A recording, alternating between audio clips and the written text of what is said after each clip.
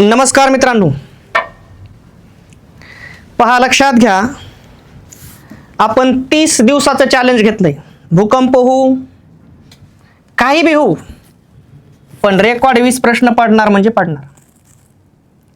आणि हे प्रश्न मित्रांनो अतिशय महत्त्वाचे PYQ प्रश्न, विशेष करून पोलीस भरती, तलाठी, लिपिक, ग्रामसेवक, वनरक्षक, पूर्ण सरळ सेवा तसंच कंबाईनला पण महत्त्वाचे प्रश्न. ठीक आहे मित्रांनो, वळूया आपल्या मुद्द्याकडे, कारण कमी टाइमामध्ये आपल्याला जास्त फायदा करून घ्यायचा आहे. ठीक आहे, पहिला प्रश्न आहे मित्रांनो, अक्षरांना डॅश डॅश असे म्हणतात किंवा ऑब्लिक आपल्या ध्वनींच्या किंवा आवाजांच्या खुणांना काय म्हणतात? ध्वनींच्या किंवा आवाजांच्या खुणांना काय म्हणतात? तर मित्रांनो ऑप्शन नंबर 4 बरोबर आहे, ध्वनी चिन्हे. काय म्हणतात? ध्वनींची चिन्हे. ठीक आहे, मग आवाजांच्या खुणांना आपल्याला ध्वनी चिन्हे असं म्हणता येत आहे, ऑप्शन नंबर 4.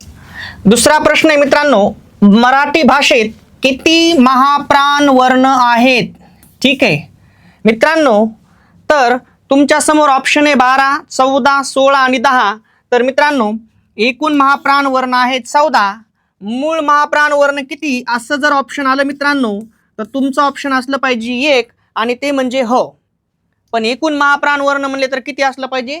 14. ठीक आहे, म्हणून ऑप्शन नंबर 2 बरोबर आहे. त्यानंतर खालीलपैकी कोणता वर्ण दुसऱ्या वर्णावर स्वार होतो? खालीलपैकी कोणता वर्ण म्हणतंय दुसऱ्या वर्णावर काय होतो? स्वार होतो. तर सरळच ऑप्शन आहे 1, अनुस्वार. अनुस्वार. ठीक आहे,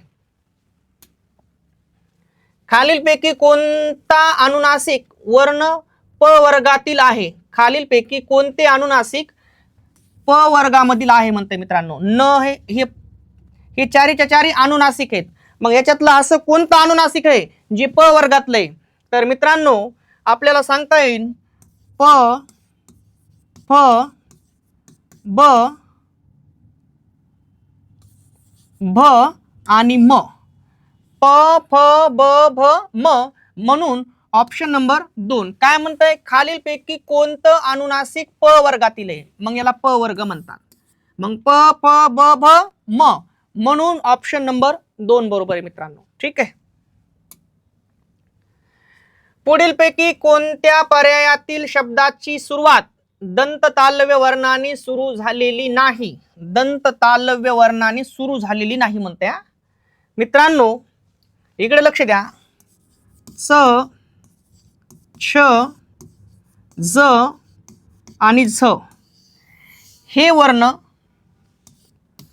तालव्य पण आहेत आणि हेच वर्ण मित्रांनो दंत तालव्य पण आहेत. ठीक आहे, च, छ, ज, झ हेच वर्ण तालव्य बी आहेत आणि हेच वर्ण दंत तालव्य पण आहेत. मग इथं आपला संबंध बाकीच्याशी नाही, एक चाशी है, एक जशी है, एक चशी है आणि एक झशी है. ठीक आहे, प्रश्न काय सांगते मित्रांनो, पुढीलपैकी कोणत्या पर्यायातील शब्दाची सुरुवात म्हणते? सुरुवात बघा, सुरुवात दंत तालव्य वर्णाने सुरू झाली नाही म्हणते. दंत तालव्य वर्णाने सुरू झाली नाही. मित्रांनो बघूत आपण काय करता येईल तर. ठीक आहे, पहा मित्रांनो लक्षात घ्या, चामडे म्हणजे चामध्ये, चामडे म्हणजे आचा उच्चार आहे. ठीक आहे, जल्लोग इकडे लक्ष द्या, जरी जल्लोग नाही जल्लोग आपल्याला असं जरी ज दिसत असलं तरी आपल्याला असं वाटतंय ज असं वाटतंय म्हणाव, जल्लोग. च मध्ये कोण आहे मित्रांनो? अ आहे. झ मध्ये कोण आहे? अ आहे. मित्रांनो सांगायचं तात्पर्य असं आहे, ज्या वर्णामध्ये याचा उच्चार दिसतंय, इथं दिसतंय नाही, लिहिताना नाही. बघा ना, जल्लोग, जल्लोग नाही जल्लोग. मग ज मध्ये य आहे असं वाटतंय, जल्लोग म्हणाव. मग ज्याच्यामध्ये य आहे का मित्रांनो, ज्याच्यामध्ये य हाय, प्रश्न काय आहे? पुढीलपैकी कोणत्या पर्यायातील शब्दाची सुरुवात दंत तालव्य वर्णाने सुरू झाली नाही? ठीक आहे, तर मित्रांनो मग विषय जर आपण पाहिला तर इथं जर आपण पाहिलं जल्लोग, मग इथं आ आहे इथं, अ आहे इथं, अ आहे. मग ऑप्शन नंबर मित्रांनो आपला आहे 2. ठीक आहे, जल्लोग.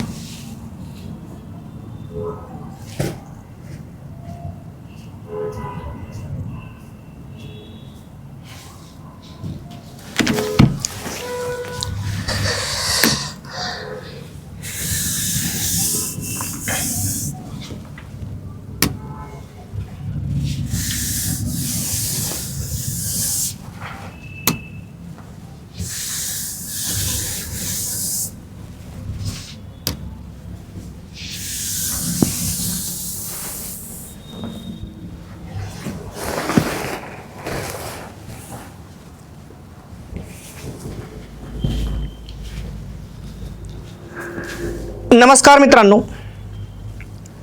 पहा लक्षात घ्या, वारंवार आलेले प्रश्न म्हणजेच PYQ प्रश्न, 30 दिवसाचा चॅलेंज. आणि मित्रांनो एकही दिवस पडी होणार नाही.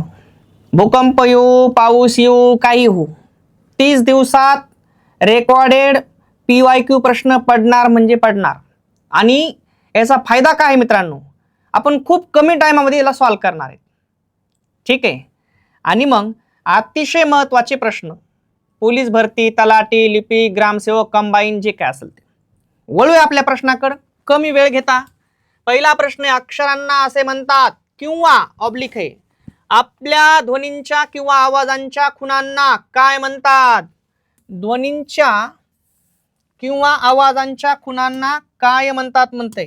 ठीक आहे, काय म्हणते बघा ना, ध्वनींच्या किंवा आवाजांच्या खुणांना काय म्हणतात? तर मित्रांनो ऑप्शन नंबर आहे ध्वनी चिन्हे. आपल्या ध्वनींच्या किंवा आवाजांच्या खुणांना काय म्हणतात मित्रांनो? ध्वनी चिन्हे म्हणतात. काय म्हणतात? ध्वनी चिन्हे. मराठी भाषेत किती महाप्राण वर्ण आहेत? तर मित्रांनो ऑप्शन नंबर आहे 2, 14. मूळ महाप्राण वर्ण एकच आहे. मूळ महाप्राण जर विचारलं एक सांगायचा तो म्हणजे ह, आणि एकूण महाप्राण विचारले तर ऑप्शन नंबर आपला असलं पाहिजे 2 म्हणजेच 14. मग मूळ महाप्राण वर्ण 1 आणि एकूण महाप्राण 14. ठीक आहे. खालीलपैकी कोणता वर्ण दुसऱ्या वर्णावर स्वार होतो? कोणता वर्ण दुसऱ्या वर्णावर काय होते म्हणताय? स्वार. सरळ तुमच्या समोर ऑप्शन आहे अनुस्वार. अनुस्वार म्हणजे इकडे लक्ष द्या, या आवर हा अनुस्वार स्वार आहे बघा वरी. ठीक आहे, म्हणून ऑप्शन नंबर 1 बरोबर आहे मित्रांनो, अनुस्वार. खालीलपैकी कोणते अनुनासिक वर्ण प वर्गातील आहे? कोणते अनुनासिक वर्ण प वर्गातील आहे? तर मित्रांनो पहा लक्षात घ्या, प,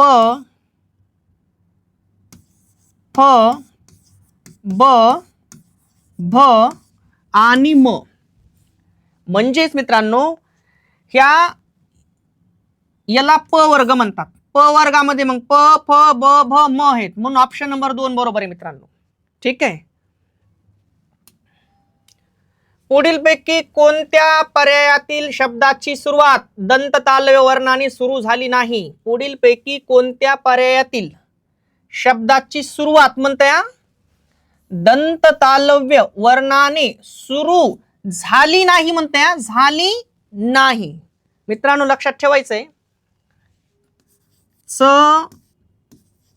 छ, ज आणि झ हे 4 वर्ण मित्रांनो असे आहेत, हे वर्ण तालव्य पण आहेत आणि या वर्णांनाच दंत तालव्य असंही म्हणता येते. ठीक आहे. च, छ, ज, झ. मग काय म्हणते बघा, पुढीलपैकी कोणत्या पर्यायातील शब्दाची सुरुवात म्हणल्या? सुरुवात ही सुरुवात दंत तालव्य वर्णाने सुरू झाली नाही, दंत तालव्य नाही. मित्रांनो एकच नियम सांगतो तुम्हाला, काय, इकडे पहा, समोरचेच आपल्याला च छ ज झ बद्दलच बोलावं लागेल. चा, ज, च आणि झ. मित्रांनो एकच गोष्ट लक्षात ठेवायची, या च छ ज झ मध्ये जर याचा उच्चार दिसला तर त्याला तुम्ही तालव्य म्हणायचं, नाही दिसला की दंत तालव्य, विषय संपला. आणि म्हणून मित्रांनो जल्लोग आपल्याला असं वाटतंय म्हणाव, ज, ज ला य, जल्लोग नाही, जल्लोग, ज ला य आहे, जल्लोग, आणि तेच आपलं ऑप्शन आहे मित्रांनो. मग या शब्दाची सुरुवात तालव्याने झालेली, ज्या बी वर्णामध्ये याचा उच्चार आहे मित्रांनो, च च ज झ मध्ये, च छ ज झ मध्ये याचा उच्चार जर झाला, लिहिताना नसतंय पण उच्चार होतंय, जल्लोग, ज ला य हे बघा, पण इथं लिहिताना नाही, जल्लोग. ठीक आहे, म्हणून मित्रांनो ऑप्शन नंबर 2 बरोबर आहे. पण जर तुम्ही विचार केला मित्रांनो, तर इथं चा मध्ये कोण आहे, आ आहे, इथं च मध्ये कोण आहे, अ आहे, इथं झ मध्ये कोण आहे, अ आहे. कळालं का? पण अ आ लक्षात ठेवायचंच नाही, एकच लक्षात ठेवायचं, याचा उच्चार दिसला तालव्य आणि नाही दिसला दंत तालव्य. कोणाच्या बाबतीत? या चौघांच्या बाबतीत. प्रश्न काय विचारलाय, पुढील पैकी कोणत्या पर्यायातील शब्दाची सुरुवात दंत तालव्य वर्णाने सुरू झाली नाही, आणि मग ऑप्शन नंबर 2 आहे, याची सुरुवात तालव्याने झालेली आणि बाकीचे सगळ्याची दंत तालव्य. हे दंत तालव्य, हे दंत तालव्य, हे दंत तालव्य. का? कारण यांच्यामध्ये याचा उच्चार नाही आणि याचा उच्चार आहे म्हणून हे तालव्य. Option number 2. खालील रिकाम्या जागी पर्यायातील कोणत्या गटाची अक्षरे वापरल्यास दिलेले शब्द अर्थपूर्ण होतील? गटाची काय म्हणते? खालील रिकाम्या जागी पर्यायातील कोणत्या गटाची अक्षरे वापरल्यास दिलेले शब्द अर्थपूर्ण होतील. मग याच्यातला कोणता असा गट आहे की यांना पूर्ण करता येईल? मग मित्रांनो वापरून पाहूत आपण. मी तुम्हाला म्हणलं मग मस्तक तयार झाले, हे घेतलं आपण. त्यानंतर आपण उदाहरणार्थ पुस्तक तयार व्हायले, शब्द तयार व्हायलाय. त्यानंतर जर आपण ह घेतलं तर हस्तक तयार व्हायले. म्हणजेच मित्रांनो ऑप्शन नंबर 3 बरोबर आहे. चंदन या शब्दातील अनुस्वार, याला काढा म्हणाले वरच्या अनुस्वाराला. चंदन या शब्दातील अनुस्वार काढून टाकल्यास नवीन तयार होणाऱ्या शब्दाचा अर्थ खालीलपैकी कोणता म्हणते? तर मित्रांनो त्याचा अर्थ होतोय मुख.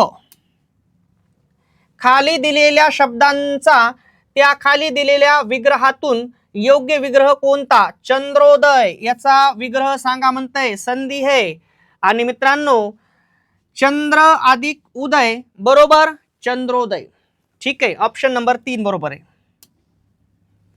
संधी विग्रह करा कविच्छा. मग कविच्छा हे संधी आहे आणि त्याचा विग्रह करा म्हणते. तर मित्रांनो ऑप्शन नंबर 2 बरोबर आहे. कवी अधिक इच्छा, इथं बी रस्व वेलांटी आहे आणि पुढे बी रस्व आहे. ठीक आहे.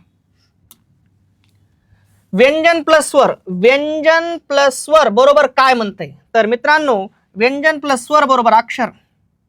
व्यंजन प्लस स्वर बरोबर अक्षर. आणि मग मी तुम्हाला म्हणलं प अधिक अ बरोबर प. मग व्यंजन प्लस स्वर बरोबर काय? अक्षर. ऑप्शन नंबर 3 बरोबर आहे. ठीक आहे. खालीलपैकी व्यंजन संधीचे उदाहरण ओळखा. खालीलपैकी व्यंजन संधीचं उदाहरण ओळखायचंय. ठीक आहे. तर मित्रांनो व्यंजन संधीचं उदाहरण ओळखायला कवी अधिक इच्छा, कविच्छा म्हणजे स्वर संधी आहे. ठीक आहे. त्यानंतर तप अधिक धन, तपोधन विसर्ग संधी आहे. पण चित अधिक आनंद, चिदानंद म्हणजेच ऑप्शन नंबर 2 बरोबर आहे. म्हणजेच व्यंजन संधीचं उदाहरण आहे चिदानंद. तृतीय व्यंजन संधी होती मित्रांनो. काय होते? तृतीय व्यंजन संधी. चित अधिक आनंद, चित अधिक आनंद. ठीक आहे. मग इथं त च्या जागी द येते आणि काय होतंय मित्रांनो बघा, चिदानंद म्हणजेच ही व्यंजन आहे बघा, व्यंजन. म्हणजेच खालीलपैकी व्यंजन संधीचे उदाहरण ओळखा म्हणतंय आणि ऑप्शन नंबर 2 बरोबर आहे चिदानंद. तृतीय व्यंजन संधी यापैकी नाही तर होणारच नाही. हे स्वर संधीचं उदाहरण आहे, हे व्यंजन संधीचं आणि हे विसर्ग संधीचं, यापैकी काहीच नाही तर ठीक आहे. मनोरंजन या शब्दाचा संधी विग्रह काय आहे? ठीक आहे, मनोरंजन या शब्दाचा संधी विग्रह काय आहे? तर मित्रांनो ऑप्शन नंबर येईल आपलं 3 मन अधिक रंजन मनोरंजन. आणि या संधीचं नाव आहे विसर्ग उकार संधी. ठीक आहे, मनोरंजन बरोबर काय मित्रांनो? मनोरंजन. ठीक आहे. खालीलपैकी कोणती संधी पररूप संधी नाही? बघा पररूप संधी नाही म्हणते. ठीक आहे, बघूत आपण. घर अधिक ई, इथं अ आहे मित्रांनो आणि इथं ई आहे. मग आपण डायरेक्ट काय म्हणलो? घरी. म्हणजे या र मध्ये ई मिसळलाय, म्हणजे हे घेतलं नाही, पहिला स्वर घेतला नाही दुसरा घेतलाय, म्हणजेच हे पररूप स्वर संधीचं उदाहरण आहे. पर म्हणजे दुसरा. सांग अधिक येन, इथं अ आहे आणि इथं ये आहे. मग सांग अधिक येन सांगेन, म्हणजे ग मध्ये काय मिसळलंय? ये, अ काढून टाकलाय, म्हणजे हे सुद्धा पररूप स्वर संधीचं उदाहरण आहे. न अधिक उ म जे, इथं कोण आहे मित्रांनो? न मध्ये अ, इथं कोण आहे? उ. मग काय म्हणलंय? नु मजे, म्हणजे या न मध्ये अ काढून टाकलाय आणि उ मिसळलाय, नु मजे, म्हणजे दुसरा स्वर ठेवलाय, म्हणजेच पररूप स्वर संधीचं उदाहरण आहे. पण लाडू अधिक आत, इथं उ आहे मित्रांनो आणि इथं आ आहे. वाचा, लाडूत का लाडू आत? नाही, म्हणजेच लाडूत म्हणजे आला काढून टाकले, लाडूत पहिला स्वर कायम ठेवला मित्रांनो, म्हणजेच पूर्वरूप स्वर संधीचं उदाहरण आहे. आणि ऑप्शन नंबर 4 बरोबर आहे. खालीलपैकी कोणती संधी पररूप संधी नाही? आणि ती हे 4. ठीक आहे. तू त्या राजपुत्राला वर या वाक्यातील अधोरेखित शब्दाची जात ओळखा आणि अधोरेखित केलेलं आहे वरला. आणि मित्रांनो त्याचा अर्थ आहे क्रियापद. तू त्या राजपुत्राला वर म्हणजेच आशीर्वाद दिला वगैरे. ठीक आहे, आणि म्हणून कोण आहे ती जात? क्रियापद आहे मित्रांनो. ठीक आहे. वारंवार हा शब्द कोणते क्रियाविशेषण अव्यय आहे? वारंवार हा शब्द कोणते क्रियाविशेषण अव्यय आहे? तर मित्रांनो ते आहे आवृत्तीदर्शक क्रियाविशेषण अव्यय. धातू साधित नाम ओळखा धातू साधित नाम नसलेला पर्याय ओळखायचा आहे. नसलेला. पळणे मध्ये पळ धातू आहे, रडू मध्ये रड धातू आहे, हसू मध्ये हस धातू आहे, पण सत्य मध्ये सत्य काय धातू नाही. आणि ऑप्शन नंबर 4 बरोबर आहे. धातू साधित नाम नसलेला पर्याय. 3 पर्याय धातू साधित नाम आहेत, पण एक पर्याय मात्र धातू साधित नाही. मित्रांनो डेली आपलं रेकॉर्डेड लेक्चर पडणार म्हणजे पडणार. लक्षात ठेवायचे तुम्ही. चॅनलला लाईक शेअर सबस्क्राईबर करा, जेणेकरून नवीन नवीन व्हिडिओ 100% तुमच्यापर्यंत पोहोचणार आहेत. आपल्या चॅनलवरती जाऊन आपल्या तिथं खरोडे सर मराठी व्याकरण हे आपल्या चॅनलचं नाव आहे आणि तिथं बेल आयकॉनला क्लिक करून चॅनलला प्रमोट करण्याचं थोडंसं कार्य करा मित्रांनो, कारण खूप मनातून ह्या गोष्टी आहेत. मित्रांनो थांबतो. जय हिंद, जय महाराष्ट्र.